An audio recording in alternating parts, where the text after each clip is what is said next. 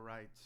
Okay, sorry about that, guys. I know that going live now, Facebook Live. Welcome to Thursday's Live. Sorry about that, guys. I was having just some technical difficulties, but it appears as if I've got them all sorted out and good to go. Okay, cool. So today we're going to be talking about where to find all-star coaches. So the way I want you to think about this presentation is I'm going to show you the hunting ground at which or where these people are going to be. Okay, that doesn't necessarily mean you can go there and bag and tag them, right? You're going to need some bait, as it were, to lure them in, to get them on your team, to use kind of like a hunting metaphor. So the goal of today is to really help you guys understand what these people are thinking, how they're thinking, what their concerns are, kind of what the situation they are in, and this will better help inform you as to the solutions your business needs to provide them on an individual level to really attract that talent in, okay? Because the thing is people who are good coaches, people who are going to be good for your business, have high self-confidence, they have high view of themselves, they're very motivated, they're very driven, and individuals like that can detect, from more or less, the bullshit meter of other people. And so therefore you need to be on their level, as it were, right? And so you need to have a clear outline for the three things. I'm always preaching these things: compensation, career pathing, and culture. Okay, so this is going to be a presentation really focused in on, let's get into the mind of the coach that you want to hire, so that we can better build bait to bring them in and lure them into the offer that we have. So we're going to talk about today where to find all-star coaches. Of course, guys, drop your comments in the comments section if you have questions, and if we have time, we'll get to them at the end. And for those of you who don't know, my name's Charlie. Yes, I shaved my hair, and we own Kids Program Solutions, my wife and I, and we've been helping kids program owners for quite a while now, helping them achieve that next threshold, getting 20 to 30, 30 to 40, 40 to 50, 50 to 80, 80 to 100, so on and so forth. Just scaling their program up using the same simple solutions that continually scale. We're big fans of that. Okay, so today, if you feel like this information is valuable, this is all built with the intent of building a relationship with you. Okay, so the goal is to definitely give you value, help you see kind of like how we think, how we approach these problems. But ultimately, if you find that you're stuck and you really need help with the exact of how and what are the next specific steps, or I need somebody to talk to about knowing what the right moves are, then definitely don't be afraid to reach out. But with all that being said, let's get into today's presentation, the value, and let me start educating you guys on what the situation is. Okay, so let's find all-star coaches. Okay, so first things first is how am I going to define what an all-star coach is? Okay, and I'll give that to you here. So we're going to start with the demographic, and then I'll kind of explain a little more. So for kids program owners, your focus should be in this group. Okay, who is your demographic? You need to be targeting 18 to 30-year-olds for coaching roles, okay? And the reason I focus in on coaching roles is because ideally your business is a pyramid, and when we look at the staff, right, the bottom layer is going to be coaches. You're always going to ideally have more coaches than you do managers or directors or whatever you want to call them, okay? So it's a pyramid. So we want to have a bunch of coaches down here that then ascend up into kind of like these assistant managerial roles, or even like, we use flex coaches into anchor coaches, into head coaches, into program directors. Okay, that's the structure we use. So it will be a pyramid structure that you find within your business. Okay, so we're going to target the 18 to 30-year-olds for coaching roles. We're going to talk about the benefits of younger coaches. And we're also going to talk about some effective recruitment strategies. It's going to be straight to the point. But yeah, you definitely are in that 18 to 30-year-old group.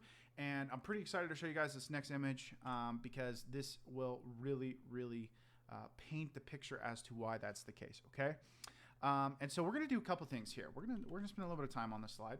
But the first thing I want to do is I want to do a little bit of math with you guys, okay? So, free pointers. I'm going to give you guys a couple free, really solid ones here. Is a really healthy program tends to keep to a 30% payroll overall, right? Like 30% of the money you make goes to paying your people, okay? 30% clear and done, all those expenses are paid. Now, let's say for the sake of this argument here that you charge $100 a month for one class a week. All right. So $100 a month for one class a week. So that means each class is going to be $25 a class, right? So one student, $100, $25 a class. All right. Follow me. There's about 4 weeks in a month. All right. I'm going to try to do this slow because I don't want to lose you guys, because this is really important to explain why this chart matters and why it's informative. Okay. So if I have each student paying me $25 a class, okay, let's say I do 8 students in a class. That means my class makes $200 when it runs, right? Because I have 8 students paying me $25. That's $200 per class that I'm running. Now, let's take this down and say, okay, Charlie, now that we're making $200 an hour, okay, this is obviously a little rough because there's other things taken into consideration, but again, for the sake of time, $200 is what the class makes me. I'm going to multiply this by, we can't give all 30% to the one coach because there are other positions that will need to be paid. So we're going to do a healthy 15%, okay? So we're going to go 200 times 0.15, 30. Okay, so at 15% of the class, I could afford to pay $30 an hour to have a $200 hour class ran, okay? That's very, very healthy situation, and that's a really good pay in most markets, okay? Now, here is the whole reason I pointed this out. Your price point, this original price point of $100 that breaks down to the $25, is the determining factor for how much you can afford to pay your people, okay? So if you're sitting here wondering, like, why these tend to threshold up, it's because people gain experience, and then once they gain experience, they go look for jobs that are higher paying jobs. The thing that will always be the limiting factor for your program and its ability to hire the top talent will always be the initial price point, okay? Because your payroll will always be subjected to that price point, okay? So if you want to be able to afford better talent, you have to charge more, period. That's how that works. That's the economics of how you run a very effective kids program and hire an incredibly effective talent. Now that we've got that out of the way, okay, so that's why I'm saying it's like your ideal age group is going to be age 20 to age 35, because there is a absurdity, meaning there's a level at which you start charging too much for your class, okay, and you just can't sell anybody on it because it's too high of a price point. So even at your highest ranges, you're still going to be you're still going to be limited in the age group that you can really attract. Okay, and so what I want to do here is this is pulled off of Visual Capitalist. They wrote this article in 2018, which I highly recommend you guys go read. There's a link right there at the bottom of the picture. This was a really, really cool article. They had many really awesome graphics like this. I pulled this one out because I felt like this one best represented it. But basically what you're looking at here is when someone is 20 years old, okay, so purple is median, so that's going to be the average. The light blue here, that's going to be your 90th percentile. That means the top 10 percenters, okay, your top 10%. And then the top 1%, we're not going to even go to those because those people are in extremely rare circumstances and have incredibly rare skills, okay? Those are like the innovators of society. They're innovating and creating technologies. So we're really going to focus in between our median income and the 90th percentile, which is going to be our top 10% of people, okay, meaning they make more than the other 90% of the field. That's what makes them top 10%. So age 20 to age 25, okay, let's focus down here on the bottom left-hand corner. We have $12,000 a year being the median income for someone age 20. Now, remember, this is 2018, so these numbers have substantially increased due to the absurd amount of inflation that has happened since then. So, but this is just to help you guys get into the ballpark and start understanding the point I'm making here, which is that at 12K to 31K, all right, at 12K to 31K, that's kind of the age, that's the range at which that age group is looking at, okay? So we could say probably safely at this point, that's probably somewhere like 20 to 40K, really, at this point. All right? Now, Charlie, what does that mean? That means if you come to me and you say, Charlie, how do I get the best possible talent, all right? I'm going to say, okay, you're talking top 10 percenters, right? You're looking for that. You get 10 people in front of you and you have one of them being the best of the group. That's where they're going to be, okay? They're going to be looking for the higher range. They tend to look for the higher range. Over time, they will always gravitate to the opportunity that values them the most. And compensation is hands down one of the ways that they're going to be viewed in terms of how much they're worth, okay? So at age 20, it's 12K to 31K. And then it makes a leap. It almost doubles. It almost doubles between 20 to 25, because this is when people are transitioning from semi-professional to professional career, okay? This is when they're graduating from college, university, or they're done doing their kind of internship program, whatever. The 5 years between 20 and 25 is going to be a big difference for them, okay? So why is all this relevant? Because the fact of the matter is you could comfortably, with a good program and a good price point, you can comfortably attract your top 10 percentile. 65K is not out of reach. 85K is not out of reach. 109K is starting to stretch it, okay? So that's why I'm saying that when you are looking for the best possible age group, you're really looking at 20 to 35. Like, and maybe not even 35. Let's cut it down to 30. This is the window at the front half here where you're going to have the opportunity to actually be able to pay for the top 10th percentile, okay? Now, they may stay with you from 20 to 30 and then venture on to other things. That's okay. That's okay. But what's important is we have solid talent throughout that time frame. So that's why your compensation structure is so critically important, is because when you have a pool of candidates, you want to attract the top 10%. But if you don't have the compensation structure to do so, you're going to fall into the median, and therefore what determining factor does the candidate have when they look at your job to really separate it out from everything else? Oh, well, you get to coach kids here. That has an attraction, which I'm going to go over. It has an attraction, but it's not enough to have high sticking power. Those candidates will eventually grow tired of the games. If you not run a clean professional shop, if you don't have the compensation structure and the career pathways, they're eventually going to burn out and leave. And this is so critically important for kids program owners, for you to get this right, because if you don't get this right, you will not scale your program. You cannot scale your program without coaches. You can raise the price point where you service more people, you service the same amount of people, but at a higher price point. Yeah, you can increase your revenue that way. But if you ever want to scale a program, realistically speaking, you're going to have to bring in coaches, and the quality of the coaches is directly correlated to the quality of your program. Okay. So if you want to have a really, really good program that makes a lot of money and has a lot of good coaches in it, and it's a win-win for everybody, the business is doing well, customers are getting great coaches and great programming and great classes, this is the things you have to think about, okay? So I know we went into the weeds there, but this is something that's really important, and I get really excited about this kind of thing. So, all right, so why this group is ideal ideologically. Okay, so we've covered kind of like why they're ideal in terms of where they're at in life, the financial requirements of their age group, and why that's an important position for us to try to go for. But also ideologically, that age group, 18 to 35, is attracted to youth development roles because of a high view of purpose. They see those roles as super impactful, super important in terms of giving back, developing the community. It gives them a really high sense and high value for themselves, right? They feel good about themselves as well. So that's also a great thing for you, because that's going to be an attractive factor for them to say, I want to work and do this job because it has a lot of built-in purpose. And you're like, yes, it does.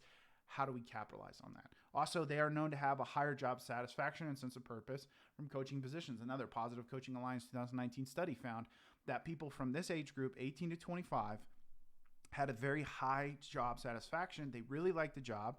They like the sense of purpose that they got, but there are always other factors that are contributing to them leaving. It's like, well, if they love it so much, why are they quitting? Well, they're quitting because for either their compensation's not there, either the culture is not there, or career pathing isn't there. If you're missing any of those three, that's going to result in your people leaving your group. Okay, so where is this age group hanging out? All right, so now that we've established this is the age group that we want to work with, where are those hunting grounds? Okay, so social media platforms. According to 2020 Job Seeker Nation report by JobVite, 71% of young job seekers use social media platforms like Facebook, LinkedIn, and Twitter to search for job opportunities. Okay, that is incredibly important. Okay, so they're using things like Facebook, LinkedIn, and Twitter to search for job opportunities, and 71%. And I want to point out to you guys that this is a snapshot in 2020. This trend has only continued up. So it's probably in the neighborhood of like 80% based off of past projections. It's like at 80% or higher at this point, where people are going to go look at your business, your Facebook business, your Facebook page, and they're going to see, are there jobs here? Is there a website here? That's where they're going to go look for those jobs. Okay. Online jobs and boards job boards and websites. A 2019 study by the Pew Research Center found that 54% of Americans aged 18 to 29 have used online resources like Indeed, Glassdoor, and Monster to search for job opportunities. This indicates that online job boards and websites are a preferred channel for job seekers in this age group. Again, 2019, it is now 2023. The digital native generation has only gotten older at this point. And that means more of them have entered the workforce, which means all of these numbers are greater than what I'm showing you now. Okay. So I'm going to give you guys a little insight here. All right. So now we've got Facebook, we've got job boards. These are the primary hangout grounds for the millions and millions of individuals in this age bracket. So what is the process that this candidate's going to go through when they're looking at my program, when they're looking at maybe considering to come be with me? Okay, number one, job postings will quickly gain attention with high compensation. Okay, if I show a group of 20 to 25 year olds 6 different jobs, their eyes are always going to be drawn to the highest hourly. Always, always, always, always. Okay, so that's how you're going to separate yourself out from that crowd, is getting as high up into that category as you possibly can, so that the top 10 percentiles are zoning in on you, because they're thinking, okay, high hourly means that I am providing a high value. And it really turns into an internal reflection for them of like, the higher I get paid hourly, the more high value I can have of myself. Okay. That doesn't mean it's true. That just means that's the perception that they have of everything. Okay. All right, so then they're going to seek your website for clues about your culture. That's the number one thing they're doing when they go to your website. They're looking at the colors, the pictures, the wording, the vibe, just all the things that are kind of exuding off of your website.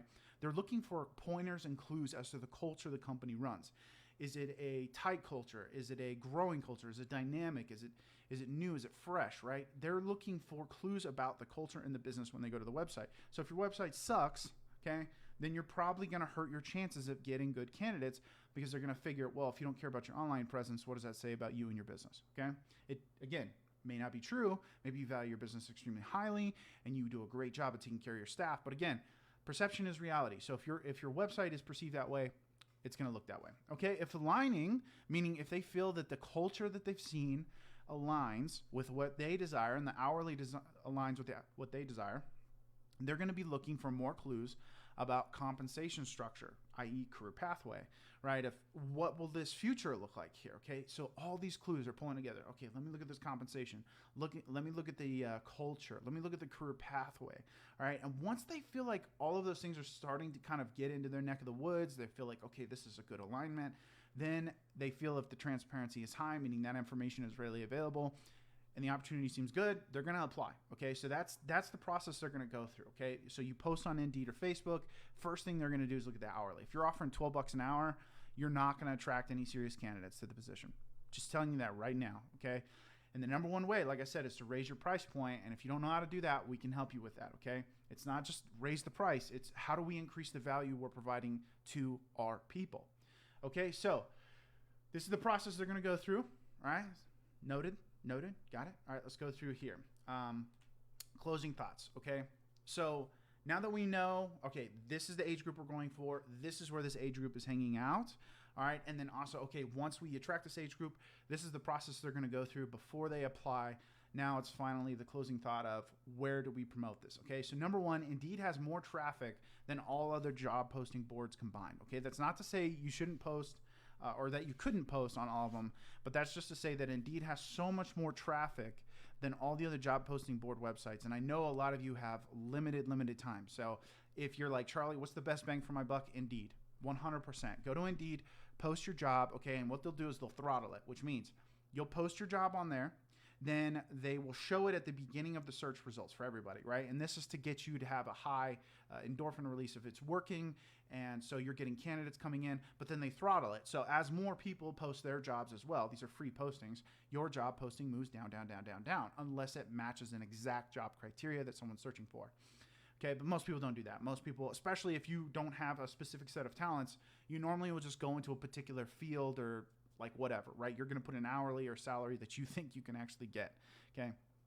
So you can sponsor the ad, or excuse me, you can sponsor the job posting, right? And that will always keep it at the top. That's what you're paying for, is to stay at the top of the feed every time someone who matches that search criteria comes in and looks. I 100% think this is worth it if you are having a hard time getting consistent candidates, or if you just need a high flow of candidates coming in constantly because you got a big team you're trying to replace, or you're really shaking up culture. Now, Facebook has been an increasing job seeker market by both referral network and general interest, because as you guys remember, I brought this stat up earlier. Let's see if I can go back here. Yeah, so 71% of younger job seekers, 18 to 29, are going to use platforms like Facebook, LinkedIn, and Twitter to search for job opportunities. Okay, so 71% of that age group is going to cross-reference. Okay, make that clear. They are going to search on Indeed, but then they will also cross-reference to Facebook. So maybe they'll go to Facebook to see if you have the job listed there on Facebook for your business. Okay, so those are going to be your two primary hunting grounds. If you're like, what is the fastest and cleanest way for me to find candidates to get onto my team? You go search on those two networks. Okay.